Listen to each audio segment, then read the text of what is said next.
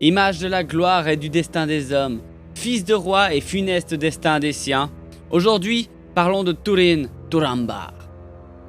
Retournons au premier âge des terres du milieu, mais cette fois pas pour parler d'un elfe, mais d'un humain, et de l'un des plus importants car il s'agit de Turin, enfant aîné de Húrin et Morwen. Par Húrin, son fils était de la maison de Hador, et par sa mère, il était affilié à la maison de Béor.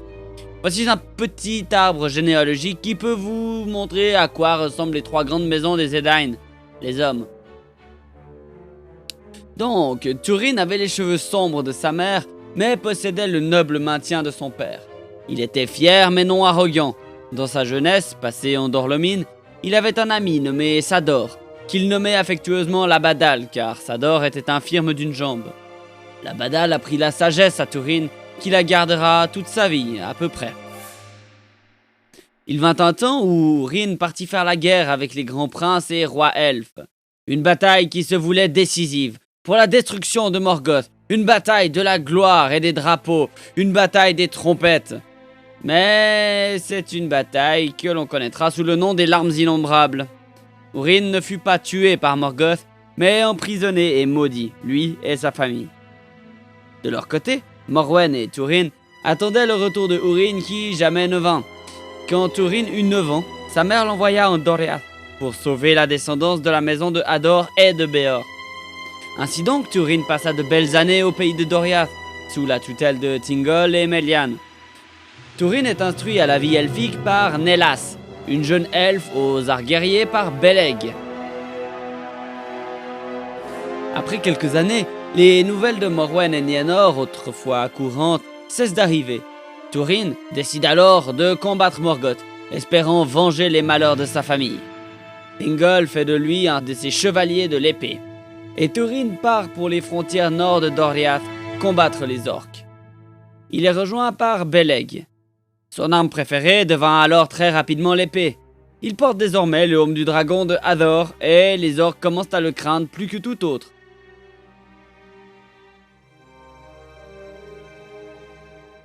Par tous ses faits d'armes, Turin devint très influent dans les conseils du roi Thingol, et certains des conseillers du roi se sentaient très lésés par cet humain et jeune qui plus est.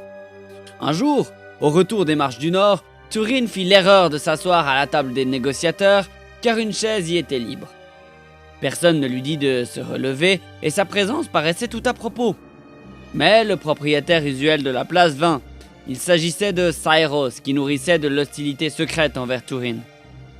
Devant le conseil, il lui laissa amicalement sa place, mais une fois dehors, Saeros prit Turin par surprise et l'attaqua pour le défaire. Mais la force de l'homme était plus grande, et Turin désarma et humilia Saeros. Après un moment, il le fit courir nu devant lui, jusqu'à ce que Saeros chute et se brise le cou, mourant donc sur le coup. Turin se considérait alors banni de Doriath et partit en errance. Le roi Thingol avait pardonné à Turin, et fut même courroucé contre Saeros, grâce aux avus de Nélas et de Mablung, disant que l'elfe avait porté affront à Turin. Inconscient de cela, Turin alors partit vers l'ouest, finissant par rencontrer une bande de hors-la-loi appelée Garwaith, qui vivait dans les forêts au sud de la rivière Teiglin. Il leur prouva alors sa valeur en tuant un des leurs, qui était un de leurs plus grands guerriers, et gagna ainsi sa place dans leur groupe. Il ne fait rien pour retenir leurs mauvais actes, comme le pillage des fermes isolées des hommes. Une année plus tard, il tente par contre de sauver la vie d'un forestier de Larnak. Et il tue par erreur le chef de la bande Forweg. Il se proclame alors chef de la bande, et cette place lui est accordée en tant que meilleur homme parmi les hors-la-loi. On peut remarquer là que la malédiction de Morgoth n'est pas si loin que ça, quoique Turin essaie de la fuir en changeant systématiquement de nom et ne donnant pas son affiliation à la maison de Béor ou de Hador. Beleg trouva quand même la trace dans la nature alors que Turin était absent, espionnant les orques. Les hors-la-loi traitèrent l'elfe avec cruauté, ce qui poussa Turin à arrêter sa mauvaise vie, ne chassant désormais que les serviteurs d'Angband. Il repousse même la vie de Beleg pour revenir à Doriath, et l'elfe repartit alors pour Menegroth. Plus tard, la bande de Turin capture Mime, un petit nain dont les 2 enfants s'échappent. L'un d'entre eux, Kim, est cependant mortellement blessé par le hors-la-loi Androg. Pour sauver sa propre vie, Mime est obligé de partager sa demeure au sommet de la colline d'Amon-Rud avec la bande. Vous noterez que Mime est un petit nain et non un nain classique. En effet, les petits nains sont un peuple ancien, plus petit que les nains sur lequel nous n'avons que très peu d'informations. Mime étant le dernier représentant de leur race ou l'un des derniers. Mime demanda d'ailleurs à Androck de briser son arc avec lequel il avait tué Kim devant lui. Et si Androck devait se resservir d'un arc une fois, la mort le frapperait. Et vous verrez que les malédictions des petits nains ont tendance à toucher au but tout autant que celles des hommes ou des nains. À cette époque, Beleg revint alors vers Turin, qui lui avait dit qu'il serait sur Amon-Rud. Beleg soigna alors ceux de la bande qui étaient tombés malades à cause du froid et amena du lembas offert par Melian. Il apportera également le Haume du Dragon et le territoire autour d'Amon-Rud fut par la suite connu sous le nom de Dor Quartol, le pays de l'arc et du Haume. De nombreux guerriers se joignirent à eux et une bonne partie de l'ouest du Beleriand est libérée du mal par les prouesses des deux capitaines, Beleg et Turin. Cependant, en portant le Haume, Turin révèle son identité à Morgoth qui envoie tout de suite les orques contre Amon-Rud. 2 ans plus tard, il trouve Mime qui les guide en haut de la colline. Turin fut capturé et tous ses hommes tués excepté Beleg et Anvir. Et donc, après cela, Beleg essaye de suivre les orques pour retrouver Turin, qu'il ne pouvait pas laisser partir comme ça. Mais dans la forêt, il retrouva d'abord Gwyndor, un elfe qui s'était échappé des mines de Morgoth, un elfe de Nargothrond. Ensemble, ils trouvent et délivrent Turin des orques. Mais le destin frappa durement, car quand Beleg sortit son épée pour trancher les liens de Turin, il entailla le poignet de l'homme, et Turin, se croyant attaqué et torturé par un orque, se leva et d'un seul geste prit l'épée des mains de Beleg pour la retourner contre lui et la planter dans son ventre.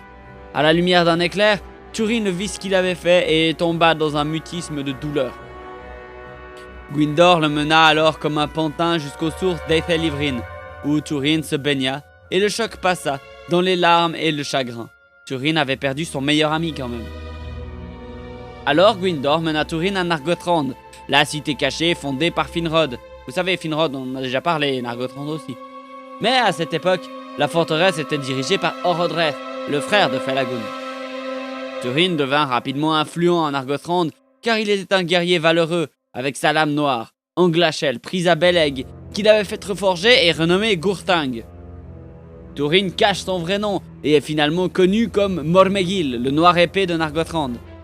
À la suite de ses exploits avec Gurtang, Gwyndor retrouve son ancien amour, Finduilas, fille du roi Orodreth, tandis que celle-ci tombe amoureuse de Turin, qui ne s'en aperçoit pas. Ouais, il est un peu aveugle, le vieux Turin. Turin devint alors l'un des plus précieux conseillers d'Orodreth, car grâce à lui, ils ont gagné de nombreuses batailles. Et il leur dit alors d'abandonner les attaques secrètes, les embuscades et la furtivité pour lancer une guerre ouverte contre Morgoth. Gwyndor, qui avait une idée de la puissance de Morgoth, se dressa contre Turin, ce qui le rendit impopulaire. Sur le conseil de Turin, donc, Orodreth fit construire un grand pont pour le passage des armes. Les elfes de Nargothrond parvinrent ainsi à purifier la terre entre le fleuve Sirion et les Phalas de tout ennemi. Cependant, Turin devint arrogant, ignorant jusqu'à l'avertissement de Ulmo, un Valar, apporté par Yenmir et Arminas, de détruire le pont et de revenir aux anciennes pratiques de secret. Pendant le séjour de 5 ans à Nargothrond de Turin, Morgoth envoie contre eux une grande armée d'orques, menée par le dragon Glaurung. Turin encourage Orodreth à rassembler ses forces pour se battre et faire front. Durant la bataille de Tumhalad qui s'ensuit, du coup, les armées de Nargothrond sont détruites et Orodreth tué. Le pont permet aux forces de Morgoth de localiser la forteresse et de traverser la rivière Narog. Turin combat vaillamment et est le seul capable de résister à Glaurung le dragon. Mais il abandonne la bataille pour reporter Gwyndor grièvement blessé, qui, avant de mourir, enjoint Turin de sauver Finduilas, prophétisant qu'elle seule peut le sauver de son funeste destin. Turin revint alors pour sauver les captifs de Nargothrond, où il est pris par le puissant regard de Glaurung qui l'immobilise, comme statufié pendant que Finduilas est emmené au loin, criant son nom. Le dragon le trompe en lui faisant croire que Morwen et Nienor sont en train de souffrir à Dor-lómin, et Turin abandonne Finduilas pour partir à la recherche des siens. La malédiction de Morgoth commence à se faire ressentir très fort, et il est difficile de voir tout ce qu'il arrive à Turin sans qu'il puisse rien y faire qu'on se dise que c'est que une malédiction. L'année suivante, il atteint Dor-lómin, où il trouve son ancienne demeure envahie par Broda l'Oriental, qui a pris les anciennes terres et possessions de Húrin. Là, Túrin apprend de l'épouse de Broda, Aeryn, que Morwen est déjà parti pour le Doriath avant la chute de Nargothrond, car les propres efforts de Túrin ont rendu cette voie praticable. Dans sa rage, Túrin a tué Broda et les siens, déclenchant une révolte. Quand il part, Aeryn se jette dans les flammes de la demeure, et les suivants du peuple de Hador seront désormais persécutés encore plus durement qu'ils l'étaient avant. Túrin tente ensuite de rechercher Finduilas et suit ses traces jusqu'à la forêt de Brethil, mais il arrive trop tard. Les forestiers l'informent que les hommes de Brethil ont tendu une embuscade pour libérer les prisonniers et que Finduilas a été tué par les orques. Túrin s'effondre de chagrin sur la tombe et est amené à Efelbrandir. Là, il reprend goût à la vie, se nommant lui-même Turambar, maître du destin, espérant ainsi échapper à la malédiction de Morgoth, encore elle. Le peuple de Aleth, qui demeure là, est dirigé par Brandir l'Infirme, qui espérait préserver son peuple par le secret. Túrin gagne rapidement la faveur du peuple, qui rejette Brandir et certains harcèlent les orques sur ses frontières. Il n'utilise plus Gurthang combattant avec une lance et un arc. Bah oui, parce que sa lame noire est trop reconnaissable et trop célèbre parmi les orques. C'est comme s'il se remettait à porter le haume du dragon. Enfin, pas du tout. Pendant ce temps, Morwen et Nienor vivent à Doriath. Lorsque les nouvelles de la destruction de Nargothrond leur parviennent, elles partent à la recherche de Túrin, contre l'avis de Thingol, notez bien, qui ordonne finalement à une compagnie d'elfes de les accompagner. Glaurung, qui demeurait à présent dans les ruines de Nargothrond, descend dans la rivière pour que le brouillard se lève et disperse la compagnie. Morwen se perd, mais Nienor rencontre le dragon et est ensorcelée par ce dernier, oubliant son passé. Elle finit aussi bien par échapper aux elfes qu'aux orques qui la cherchaient et erre en Brethil. Oui, le destin s'acharne, là on peut le dire. Túrin trouve Nienor sur la tombe de Finduilas, nue, incapable de parler et se souvenant de rien. Il l'appelle alors Niniel, la jeune fille des larmes, et elle l'amène à Efelbrandir.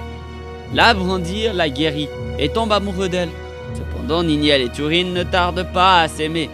Túrin la demande en mariage, mais Brandir tente de la dissuader, présageant le mal. Quand Túrin accepte d'abandonner entièrement la guerre pour ne pas la laisser sans protection, Niniel accepte finalement de l'épouser. Túrin est toutefois obligé de reprendre le combat quand Glaurung envoie des orques attaquer Brethil. Son épée à la main, Túrin chasse les orques, prenant la tête du peuple de Brandir.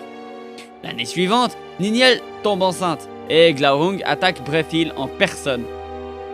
Túrin décide alors de prendre le dragon en embuscade alors qu'il franchit le ravin de Caben en Arras et d'essayer de le poignarder par en dessous. Il prend 2 compagnons avec lui, Dorlas et Hunter, mais le premier prend la fuite et le deuxième est tué par une pierre. Parce que Dorlas, il faut bien savoir ça, c'est qu'il a le vertige en fait. Et moi-même ayant le vertige, je peux comprendre Dorlas sur ce coup-là. Túrin blesse mortellement Glaurung avec Gurthang, mais lui-même s'empoisonne par le sang du dragon et s'évanouit. Quand Niniel part à sa recherche, Glaurung, avec ses derniers mots, lève son sortilège et elle retrouve la mémoire, réalisant que Túrin était son frère. Horrifiée, Nienor se jette elle-même du haut de la falaise dans la rivière Taeglin et meurt. Brandir en est témoin, et quand Túrin s'éveille, il lui apprend ce qui s'était passé. Refusant de le croire et en colère contre son destin, Túrin tue Brandir sans défense. Dans sa folie, il court jusqu'à la tombe de Finduilas. Il rencontre Mablung de Doriath, qui confirme les paroles de Brandir. Dans le désespoir et la honte, Túrin retourne à Caben en Arras et se suicide en se jetant sur la pointe de son épée Gurthang. Túrin est alors enseveli avec l'épée brisée de Gurthang sur un haut monticule près des bords du Caben en Arras. Une grande pierre fut posée sur la tombe sur laquelle les elfes gravèrent en runes de Doriath Túrin Turambar Dagnir Glaurungna. Túrin, vainqueur de la fatalité, tueur de Glaurung. Et juste en dessous, Nienor, Niniel. Le corps de Nienor n'a jamais été retrouvé. 2 ans plus tard, Morwen et Húrin se rencontrèrent en ce lieu pour la dernière fois. Morwen y est également enseveli. La tombe résiste à la guerre de la Grande Colère, à ce qu'on dit, et à l'effondrement du Beleriand. Tol Morwen serait l'une des îles de la côte des Terres du Milieu dans les âges suivants, quoique ce dernier fait ne soit pas clair. Voilà qui résume assez grossièrement la vie de Túrin, fils de Húrin, Si vous voulez en apprendre davantage, je vous conseille la lecture du livre Les Enfants de Húrin, qui est un de mes préférés de Tolkien. Et mon Dieu, ce qu'il est difficile ce bouquin. Pas dans la lecture, mais dans les faits. Parce que Túrin, il est pris par la malédiction de Morgoth et il peut rien y faire. Et plus on voit ses façons de faire, plus on voit ses réactions dans le bouquin, plus on est là, mon Dieu, mais qu'est-ce que c'est dommage. Parce que qu'est-ce que ça aurait pu être une bonne histoire, mais au final, elle se termine ultra mal cette histoire. Enfin bref. Si cet épisode vous a plu, abonnez-vous, mettez la cloche et partagez mon travail. Si vous voulez passer un peu sur mon Utip, ça me ferait super plaisir et ça m'aiderait un petit peu. D'ici à la semaine prochaine, je vous dis à très bientôt en Terre du Milieu. Ciao!